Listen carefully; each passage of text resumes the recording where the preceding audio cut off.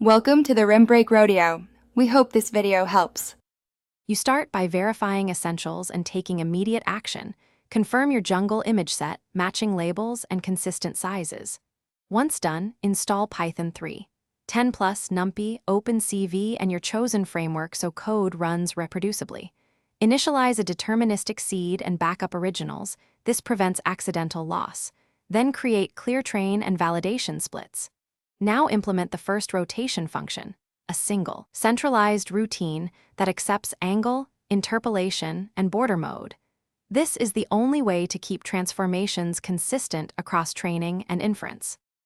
Next, implement the core rotation step and explain why it matters. Write one rotate function that computes the rotation matrix from angle, center, and scale, then applies it with specified interpolation and border handling. Make sure you apply the same transformation to image, mask, and any bounding boxes or key points so labels remain correct. Integrate that function into your augmentation pipeline and data loader so rotations happen on the fly during training. This keeps storage small and ensures training sees varied orientations consistently. To finish, validate and lock the pipeline.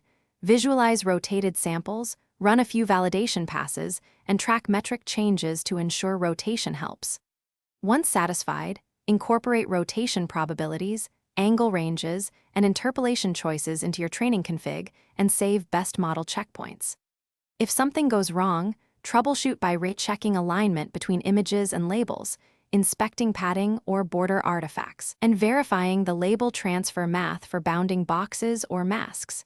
Make sure to log transforms. This single consistent pattern is the only. Thanks for watching. Consider subscribing if we helped you.